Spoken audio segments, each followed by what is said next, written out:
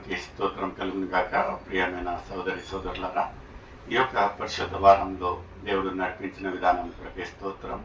నిన్నటి వరకు 40 రోజుల శిల్వ ధ్యానాలు ఎంత చక్కగా జయప్రదంగా దేవుడు మనల్ని నడిపించి బలపరిచిన విధానం కొరకే దేవుడిని స్తుతిస్తూ ఈరోజు నుంచి ఈ యొక్క పరిశుద్ధ వారము అంటే హోలీ వీక్ గురించి మనము ప్రార్థన చేసుకున్నామండి. మమ్మల్ని అతి మిక్కలుగా ప్రేమించిన మా యొక్క ప్రియ తండ్రి, నీకు వేలాది స్తోత్రం. మీ యొక్క కృప, మీ యొక్క ప్రేమ ద్వారా ప్రభా శిల్వ ధ్యానం అంతా మమ్మల్ని నడిపించిన విధానం కొరకే స్తోత్రం. ఈ యొక్క పరిశుద్ధ వారంలో వరకు మమ్మల్ని నడిపించి ఈ వారం అంతను మీరు కాచి కాపాడతారంటూ యేసయ్య పరిశుద్ధ నామం అడిగి వేడుచున్నాం తండ్రి, ఆమేన్. Praise lord. ప్రియమైన సోదరి సోదరులారా, ఈ యొక్క పరిశుద్ధ వారంలో మొట్టమొదటి ఈరోజు సోమవారము ఆలయము శుద్ధీకరణ, the cleansing of the temple. ఈ రోజున ఏమైతా ఉంటున్నదంటే ఈరోజు అంశము మార్కు రాసిన సువార్త 11వ అధ్యాయము 12వ వచనం నుంచి 19వ వచనం వరకు మనము చదివి సేకరించండి.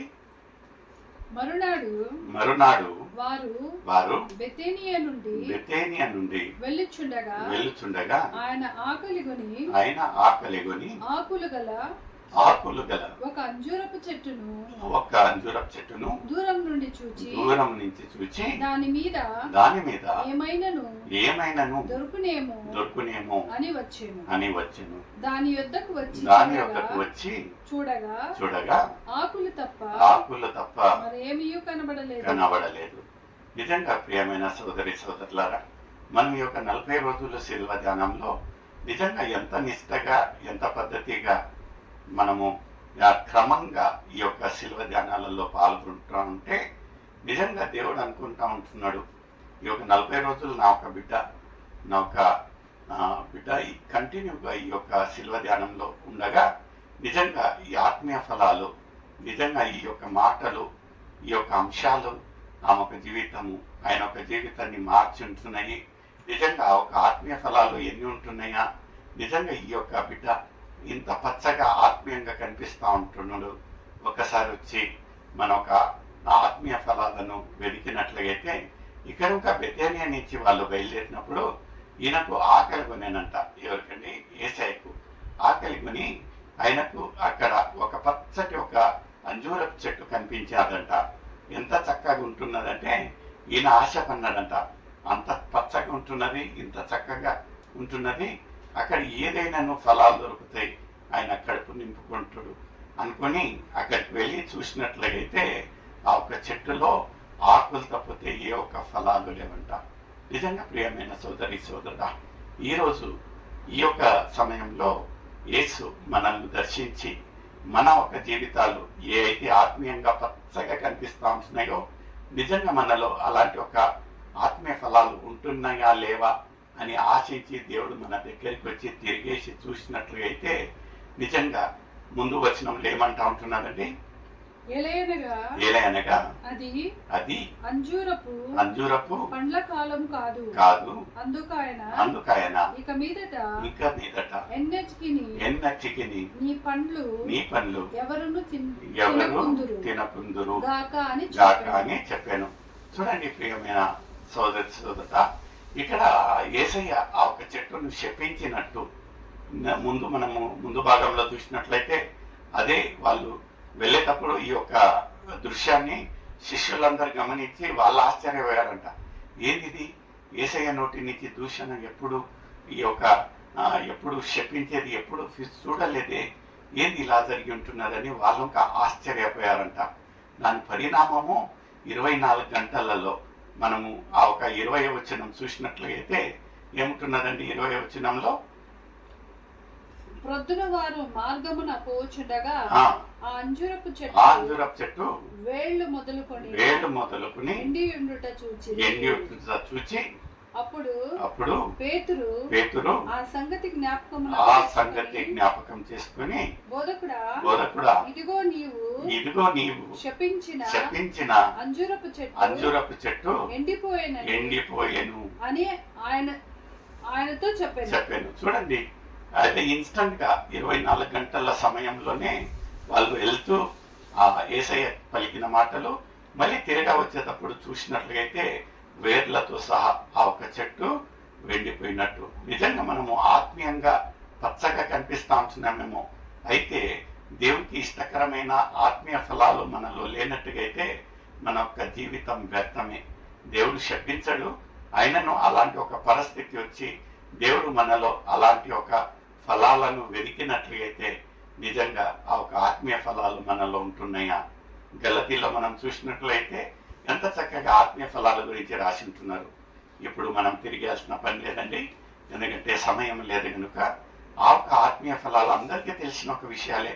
ఈ రోజు దేవుడు నా బిడ్డ 40 రోజులు శిల్వ ధ్యానం క్రమంగా వచ్చి ఉంటున్నాడు, నిజంగా పచ్చగా కనిపిస్తూ ఉంటున్నాడు ఆత్మీయంగా, ఈయనలో ఫలాలు ఉంటున్నాయా అని తిరిగేసినట్లయితే ఎలా ఉంటున్నది మన ఒక పరిస్థితి?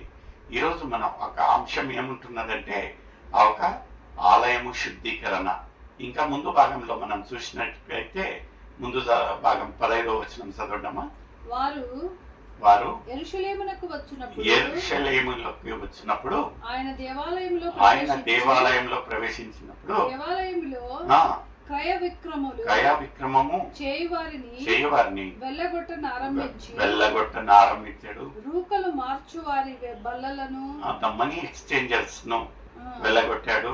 గువ్వలమ్ము ట్రేడర్స్ పడద్రోసి దేవాలయం గుండా ఏ పాత్ర అయినను ఎవనిని తేనీయకుండెను. మరియు ఆయన బోధించుచు నా మందిరము సమస్తమైన అన్యజనులకు ప్రార్థనా మందిరము అనబడును అని వ్రాయబడలేదా? అంతే మీరు దానిని దొంగల గుహగా చేసితిరి. నిజంగా ప్రియమైన సోదరుడా, ముందు భాగంలో మనం చూసినట్లయితే ఏమైతే మనం ఆత్మీయంగా పచ్చగా కనిపిస్తూ ఉంటున్నామో, ఏ ఒక్క ఫలాలు లేనట్టుగా యేసయ్య శపించుంటున్నాడో, ఇప్పుడు ఇంకా మన ఒక మన శరీరంను మనం ఒక ఆలయంగా భావిస్తూ ఉంటున్నాము. నిజంగా ఇక్కడ యెరూషలేం పట్టణంలో వచ్చి యేసయ్య మనసు నొచ్చుకొని ఉంటున్నాడు. ఆ ఒక ఆలయంలో చూసినట్లయితే ఎక్కడ లేని అన్ని వ్యవహారాలు, అక్కడ మనీ ఎక్స్చేంజర్స్, తర్వాత గువ్వలను అమ్మడము, అన్ని వ్యాపారాలు జరుగుతా ఉంటే ఈయన అన్నదంట లేఖనాలలో మీకు తెలియదా, ఈ యొక్క స్థలము దేవునికి మహిమకరంగా ఉండే ఒక స్థలంగా ఉండాలి, కానీ అయితే మీరు ఈ యొక్క స్థలంను, ఈ యొక్క ఆలయాన్ని ఏం చేశారంట? దొంగల గుహగా. ఈరోజు నీకు నాకు ఒక హెచ్చరిక ప్రియమైన సోదరుడా, మన శరీరములను ఏమైతే మనము దేవుని యొక్క ఆలయంగా భావిస్తా ఉంటున్నామో, లోకరీతిగా ఏమైతే దేవునికి ఇష్టకరం లేవో అలాంటి అన్ని చెత్త మన ఒక హృదయాలలో నింపుకొని ఉన్నట్టుగైతే నిజంగా ఇది ఒక హెచ్చరిక నీకు నాకు. ఆ రోజు ఎలా అయితే యేసయ్య ఆ ఒక ఆలయాన్ని శుద్ధీకరించి చేసి ఒక హెచ్చరించాడో, ఈ యొక్క స్థలము దేని గురించి ఉంటున్నది, దేని గురించి దేవుడు చేసి ఉంటున్నాడు, ఈరోజు నీకు నాకు అదే చెప్తా ఉంటున్నాడు. మన ఒక ఆలయము, మన ఒక శరీరము, మన ఒక హృదయము ఏమైతే దేవుని ఆలయంగా మనం భావిస్తా ఉంటున్నామో, ఆ ఒక శరీరంలో, ఆ ఒక హృదయంలో ఏముంటున్నది? దేవునికి హితకరంగా ఉన్నట్లుగా అయితే పర్వాలేదు, లేనట్టుగైతే ఆ రోజున అక్కడ ఉగ్రతలో, కోపంలో ఏమైతే యేసయ్య చెప్పాడో, నా ఒక్క ఆలయాన్ని మీరు దొంగలు గుహగా మారించి ఉంటున్నారు. నిజంగా ఈరోజు ఒక హెచ్చరిక నీకు నాకు ప్రియమైన సోదరుడా. దేవుడు ఆ రోజు యేసయ్య వెళ్ళి ఆ ఒక ఆలయాన్ని శుద్ధీకరణ చేసి ఉంటున్నాడు. ఈరోజు ఈ యొక్క శిల్వ ధ్యానాలలో నిజంగా మనలో అలాంటి ఒక చెత్త ఉన్నట్లయితే యేసయ్య మన ఒక హృదయాలను, మన ఒక జీవితాలను శుద్ధీకరణ చేయడానికి ఈరోజు వచ్చి ఉంటున్నాడు. ఎలా ఉంటున్నది మన ఒక హృదయాలు? ఒకసారి మనల్ని మనం పరీక్షించుకుందాం. నిజంగా యేసయ్య చెప్పిన రీతిగా మన ఒక హృదయాలను మనం సరిపెట్టుకుంటా ఉంటున్నామా, లేకపోతే ఒక దొంగల గుహగా చేసి ఉంటున్నామా అనే హెచ్చరిక నీకు నాకు వింటున్నది. ఎలా ఉంటున్నది మన ఒక హృదయాలు? ఇంకా మనము ఆ ఒక హృదయాలలో దేవుని సొంత రక్షకునిగా అంగీకరించకుండా ఆ ఒక ఆత్మీయ ఫలాలుగా లేనట్టుగా అయితే ఇదే అనుకూలమైన సమయం, ఇదే అనుకూల దినం. దేవుణ్ణి అడుగుదాం. ఇంకా ఏమైనా చెత్త అలాంటివి ఉన్నట్లుగా అయితే మనం శుద్ధీకరించడం. యేసు ఒక పరిశుద్ధ రక్తంతో కడిగి దేవా నన్ను శుద్ధీకరించు అని మనము అంగలారుస్తాం. ప్రేమించే దేవుడు క్షమించే దేవుడుగా ఉంటున్నాడు. నిన్ను నన్ను క్షమించి మన యొక్క హృదయాలను దేవుని ఆలయంగా మార్చే దేవుడుగా ఉంటున్నాడు. May God bless you. Thank you.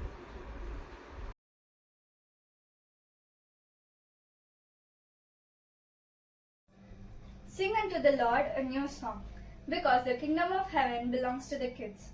Praise the Lord. Greetings to you all in the matchless name of Lord Jesus Christ. As you all know that His Grace Ministries have conducted singing competition season 1 and season 2. It's a good news for all the kids aged between 4 years to 13 years because His Grace Ministries are launching kids special singing competition. All the details will be provided to you all if you all contact us. Registration fees for group is 500 rupees and solo 200 rupees. Don't hesitate. It's a beautiful platform live casting in Shubhavakyam channel. Thank you.